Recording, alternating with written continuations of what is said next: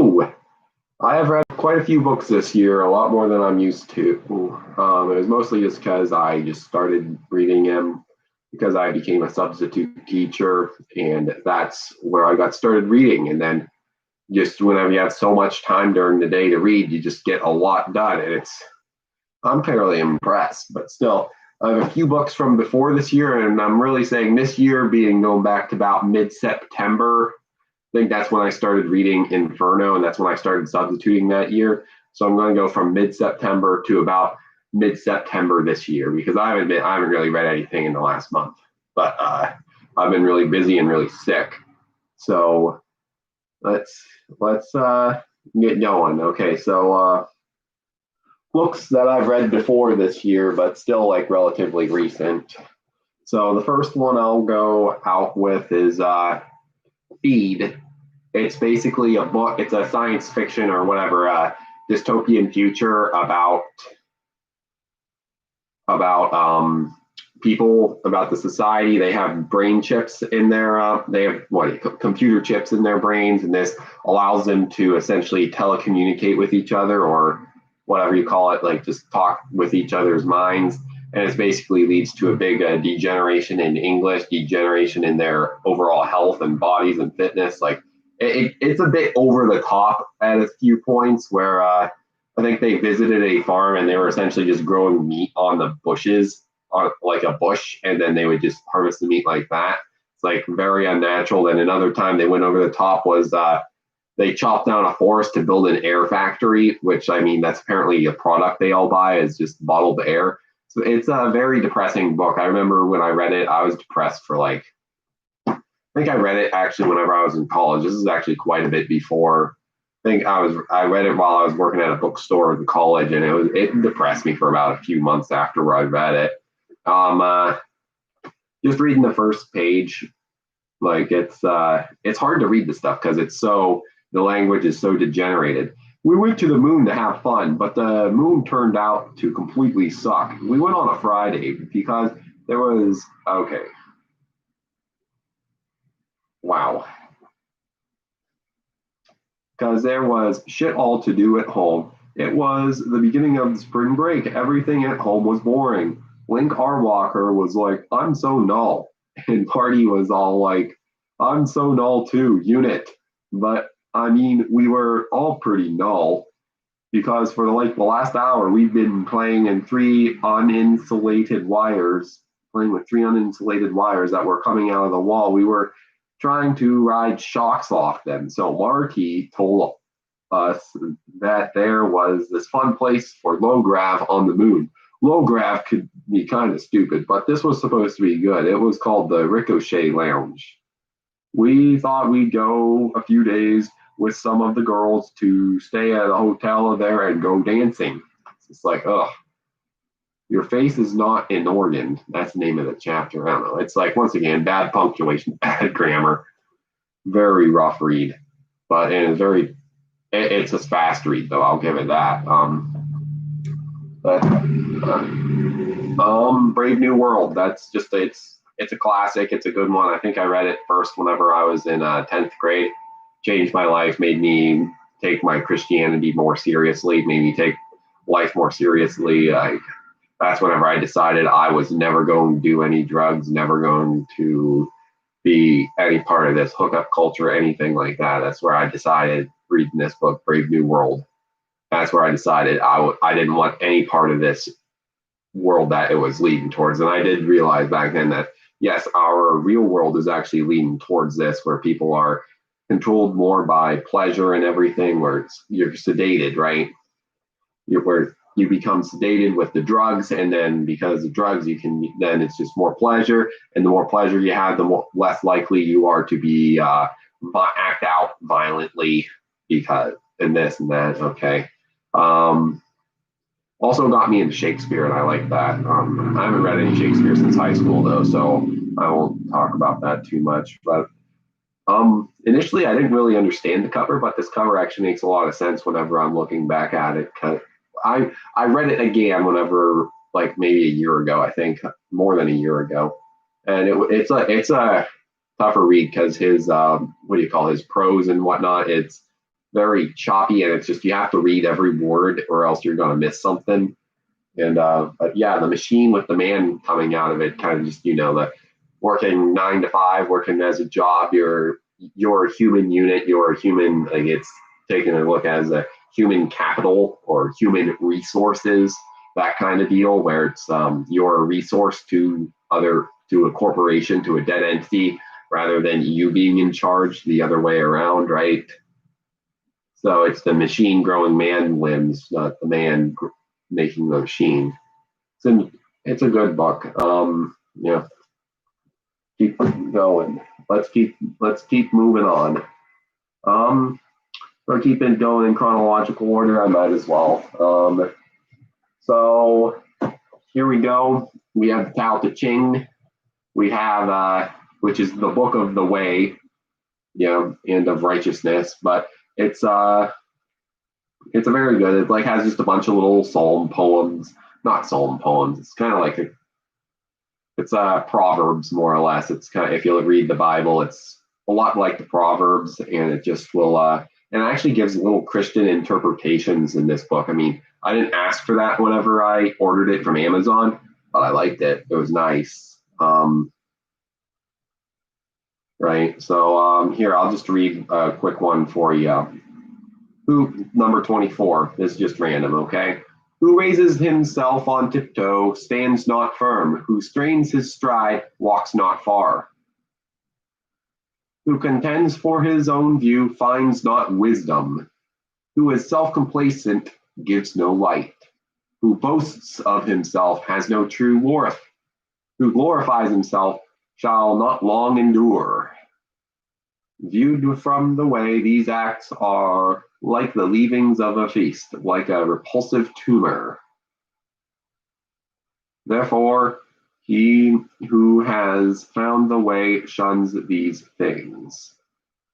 So, self-complacent. Oh wow, look at this.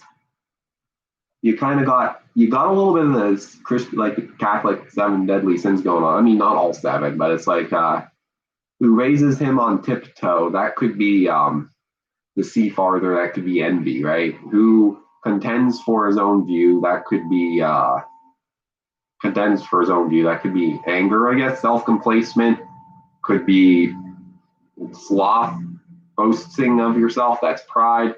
Glorifies himself. Well, that's also pride. So I mean, that's a very or maybe all 3 of them are like pride. Huh. Then it says, let's see. And then, of course, they have like sometimes they're Christian, sometimes they're little Chinese, like little interpretations. So it says a Chinese commentator says, "He who stands on the tiptoe seeks only to raise his head above others, forgetting that he cannot keep this posture. He who strains his stride seeks only to outstrip others, forgetting that he cannot continue." And another commentary says, "He who is self-complacent with sort of partiality for himself, imagines that all other men have less wit than he. He cannot profit from their gifts, therefore he finds not wisdom." Very interesting. You need to lower yourself to really do that and see. It's like just a nice little different processing way of what is really going on in the Bible. So yeah, which would seem to be the Chinese expression of the theosophical method. Yet another commentator says, "He who has found the way preserves in humility." So yeah, there you go. It's once again, it's not the whole way is I'm not into the whole, oh yeah, all religions are one thing, oh it's all the same. No, they're clearly not the same. It's just, yeah, whenever you are going hitting at these deep philosophical questions and you need to come out with the right answer, it's a lot of times they're going to sound similar. All right. So, right. What is it? You can find God by 2 ways. It's 1 through miracles and 2 through wisdom, right? Or the Greeks found, like, for example, the Greeks found him through wisdom and the Jews found him through miracles. And that's the basics. That's the basics of the Old Testament and then becoming Christianity and everything. So obviously the China man here, Lao Tzu, found it through wisdom. All right. The Prince by Machiavelli. Not much to say. I wasn't really impressed with this book. It was kind of a drag, even though it's like only 50 pages long. It took me forever to read this book. I remember I was reading it forever and ever, and it was just, and I would have to reread certain parts. Maybe I'd know better now that I've been reading Dante a lot. That because Machiavelli was also a Florentine, and they talk about a lot of the same things, Machiavelli and Dante. Machiavelli has more than just the Prince out. He has like a whole history of Florence and his own art of war. And then, but yeah, but it has a very good, leadership seminar. It's a very good leadership book. So if you want to learn how to be like a good leader, and yeah, because you can't be buddy buddy with the people you're supposed to be leading in a battle or something. You have to be above them. You have to be, this is what's going on. You can't appear to them to be weak. You can't appear to them to be out of chapter, like say chapter 15 right here, concerning things for which men and especially princes are praised or blamed. Right. Chapter 16, concerning liberality and meanness. Right. It's a good book, but it's a thick read. That's about it. Next one, Art of War, Sun Tzu. I listened to this one on an audiobook. You can go to the Google Play Store, and they have full audiobooks for free of this book, and you can listen to it. It's great. I don't have anything.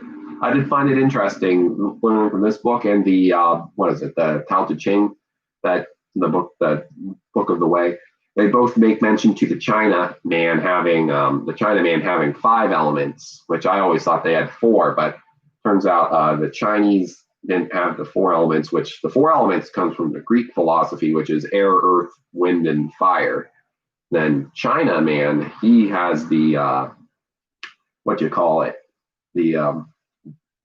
so you have water, you have fire, you have earth, metal, and wood. No air. Okay. Rather than 5th element, sometimes people say, oh, it's the ether or it's the soul. No, it's this. Still once again, it's a good way, just good. You don't need any self-help book other than this kind of stuff. It's got the book. It's just basically what is it? When the enemy is destroying itself, you do not interfere, right? Kind of a hostile way to look at the world, but whatever. Sherlock Holmes. I read a bunch of these a year ago. I think I got the whole way. I read through I read through a bunch of the short stories. They were all really good. I won't complain about them. Sherlock Holmes. That's it. Let's think. If I were to choose one that I liked particularly, I remember there was one where a dwarf was what was part of it, like the murder scheme, because nobody could figure it out, and it turned out to be like a pygmy black dwarf that was shooting people with darts.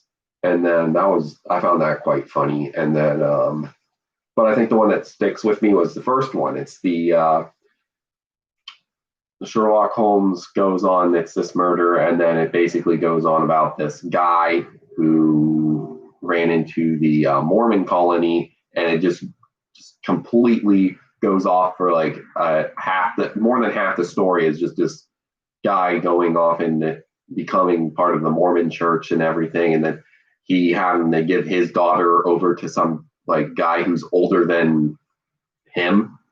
He had to marry his daughter off to this guy because of political reasons, and it's very anti-polygamy. And basically, this guy chased that guy down to London and killed him, and that's what the thing was. I forget what it was called, but it stuck with me because it was really anti-polygamy, and yeah, of course, nobody's pro-polygamy really. I don't know.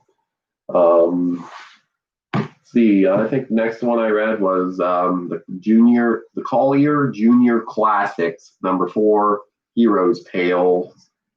Let's go through. It's just that it's mostly for children, and it has very good, for classic stories. If you just want to get the Collier Junior Classics are good. If you just want to get if you've been deprived of classics through your high school education. All right, so contents here is the departure of Telemachus and the adventures of Odysseus. So that's basically the Odyssey by Homer. But of course, it's all what do you call it? It's all abridged and everything. So it's like only takes only 70 pages to tell the whole thing. It's a very enjoyable book. I remember I actually had to read the poetic form of it back whenever I was in ninth grade. So it's like that was kind of a downstep, but still. Then we have the Rustam and Sorhab. Once again, that's an Islamic myth from Iran. Basically, a man and his son are like these great warriors, and then they just end up fighting each other because they ended up on the opposite side of the army, and then they wouldn't tell each other their names, and because they were secretly like looking for each other the whole time, and then one of them ends up dying, and it's tragedy. I think it was the son who died. Forging of the Sampo. That was the next story. Forging of the Sampo. Basically, it's a Norwegian myth, or maybe Danish. I don't know, Finland. Like the hero makes a thing that can make anything. So yeah, the Sampo is a forge that makes anything, and then it just kind of took on its own personality, and I forget how it ended. And that like the thing he made that could make anything just ended up making so much, and then I forget how they stopped it. That was a problem, and then they had to stop it. The Song of Roland. The Song of Roland. So once again, you have Roland and Oliver. That story echoes the Rustam and Sorhab story, where it's you have the two great warriors, are best friends whenever they're kids, and then they end up on the opposite sides of an army, and then they have to fight out because it was just choose your champions rather than having this waste of life. And then the two champions just fight it out for hours and hours and hours, and then but in the Roland and Oliver, neither of them die there. They end up taking off their helmet and like, oh, you're my buddy from childhood. Then they hug, and it's great. Then the other thing from the Song of Roland is the battle at Roncesvalles, which is in right between Spain and France, and they get ambushed by a bunch of the Moors, and they die. Yeah. Okay. The Chronicles of the Cid, or El Cid. That was you should look into the Chronicles of El Cid. They were all very good. I remember enjoying them a lot. There was one where he had two basically like wimpy sons-in-laws, the Cid, who he's this great knight, chivalry and everything. So he had he had his own army and everything, and the king just kind of let this guy do his own thing. He was the true sovereign nation within the nation of Spain, and he just kind of ran around and did whatever he wanted, the Cid. But then he had to fight off the Moors. Sometimes he was fighting with the Moors against the crown. It's a very interesting thing about chivalry he does all over the time. But he has two daughters. Then he was going to marry them off to these two princes who he didn't like the princes to begin with, and the princes didn't like him either, because there was a scene where El Cid kept a lion as a pet, and then the lion was just walking around, and one of the twins, I think, or both of the twins, like basically crapped their pants and embarrassed themselves.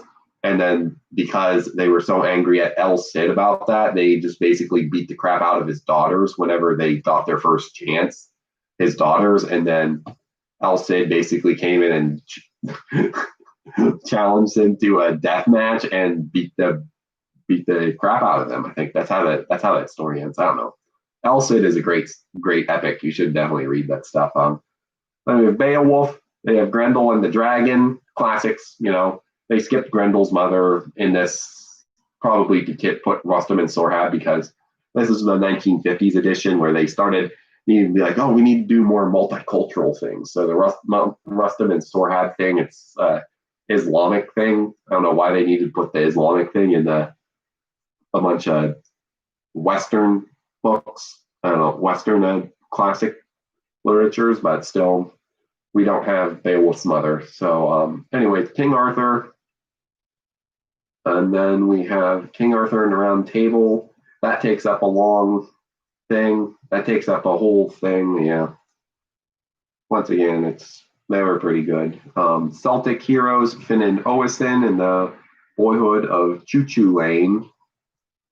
Okay, I think Finn and Oisin is kind of it was similar to that of what you call it. Oh, what's the guy who wrote Washington Irving? Yeah, that's his name. He wrote the Sleepy Hollow, but he also wrote the story. I forget. Oh, I forget. It was the name of the guy. He basically falls asleep. He gets drunk with a bunch of dwarves, and then he falls asleep in the Catskill Mountains and wakes up after the American Revolution. And he's like, "Oh, look at how the times have changed." But basically, in this story, I think Finn, this hero here named Finn, was they did this and that with their they did this and that, and they were all heroes running around saving Ireland, and then Finn or his son Oisin, I think it was, got carted off to Ireland by a bunch of fairies. So then he lived with the fairies for 7 days, and then it turned out to be like 700 years or something. Then he comes back, and Ireland's all Catholic, and he's just like, "Oh, what the heck's going on here?" Yeah, so that's about it. Then we have the Robin Hood. It's just a bunch of poems. I wasn't too impressed with Robin Hood, other than once again, you have the idea of this guy. He's who has his own nation within the nation of England, and he just has his own army, and they just kind of do whatever the heck they want. Like, oh yeah, I don't like the fact that you're doing. I want to marry this woman here, but you're marrying her off to somebody else. So I'm gonna show up with 100 longbowmen, and things are gonna go my way. So it's just kind of you're taking over the government. I love it. It's like you have your own militia. Yeah. Then we have Junior Collier, Stories That Never Grow Old. Let's see. Let's find the contents. Alice in Wonderland. So that's the first one. It takes up like the first 80 some pages. It's pretty good. I actually never read it as a kid. I was never allowed to watch it as a kid either. And I can see why. There's a lot of body distortion stuff going on and mushroom use. And it's just, I get it. I totally get why. I'm like, good job, parents. Like, I should not have been exposed to that as a kid. It's, yeah. Especially, like, I think, what is it, like the one that's seen that even as an adult reading this, she takes a mushroom and it makes her neck grow super, super long. And then her neck starts weaving in and out of trees and her with her head still like, and it's weave. That's some really grotesque imagery. I'm glad I didn't ever get exposed to that. The King of the Golden River is the next one, which I remember that was a really good one because it was, I think it was pagan. It's like, what is it? Like one of those things where like the Master of the Wind is still a character, but then it's still Christian. Anyways, what happens is that to go meet the King of the River, 3 brothers have to go, and they go out one at a time, and basically they have to take holy water up to this guy who's King of the River. So they all 3 ended up having to steal the holy water from the church, and then basically the first 2 brothers there was a old beggar who was begging, or a cat or something that was begging for water. It needed water. And the first 2 brothers said, "No, I'm not going to give you that water." And then they turned to stone whenever they went and gave the holy water to the mouth of the river.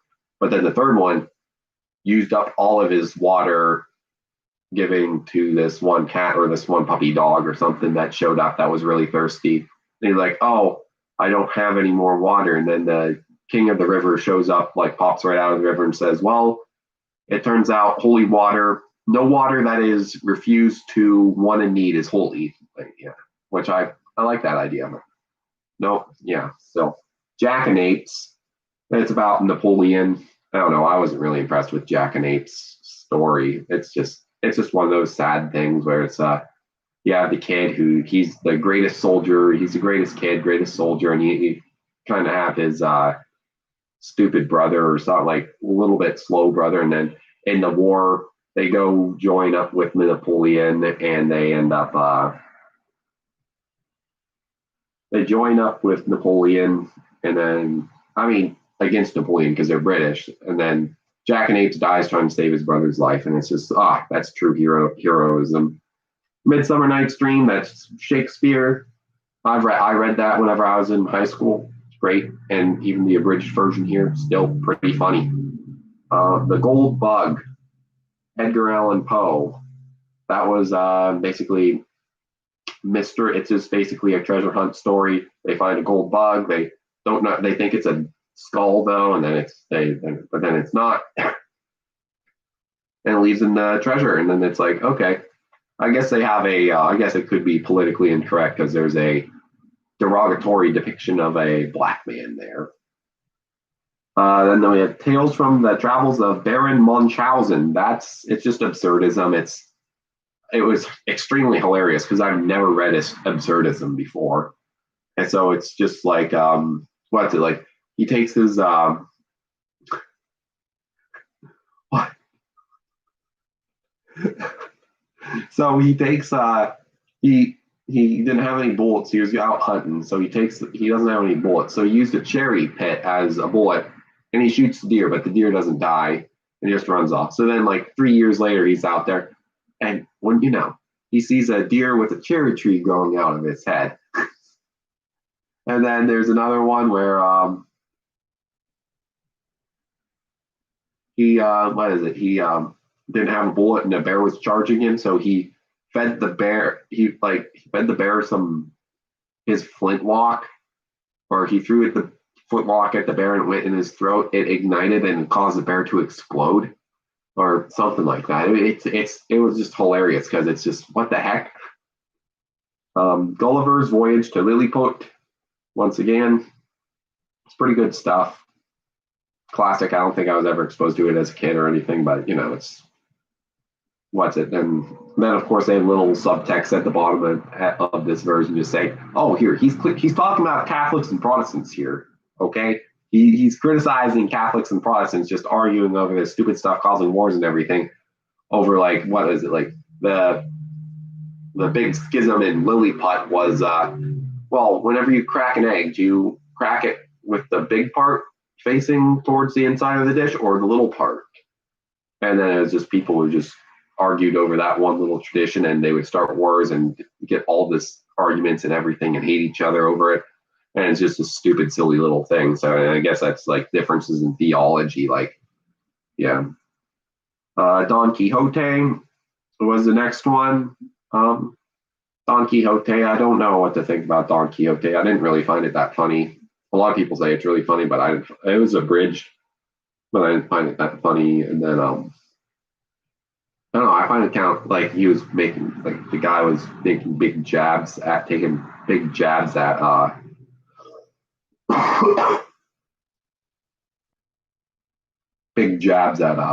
chivalry and classic knights like El Cid, we were just talking about in the other book. Rip Van Winkle. Oh yeah, Rip Van Winkle. That's the guy I was talking about whenever I was talking to Finn and Owen. Rip Van Winkle's the guy who fell asleep and then no, he didn't fall asleep. He got drunk and played bowling with a bunch of dwarves, and then he woke up 30 years later or whatever, and his son was all grown up and everything. Okay. And A Christmas Carol. Just a classic. All good. Next, we have biography of Albert Einstein. Let me tell you what, this was a thick read. And this was back whenever I still believed all of the relativity and everything. So it was a good book, honestly. Good read. It's the one by Walter Isaacson, who is the CEO of CNN. So there was that. I was expecting a bunch of like, oh, he's the hero, he's the greatest person ever. No, he actually didn't pull any punches. He actually made Einstein look like the disgusting rat that he was, which is like, oh yeah, hey, I think I'm going to marry this girl. Okay, the only girl in the physics in the entire physics. Like it's this big thing that she's even allowed in school. I'm just going to marry her though. Okay, all right, let's marry her. Okay, I have 2 kids. Okay, well I'm going to move to Berlin she doesn't want me to move to Berlin, but I'm still going to do it because I need to get this job at Berlin University so I can, so people might think I'm smart, right? So then I move in with my cousin.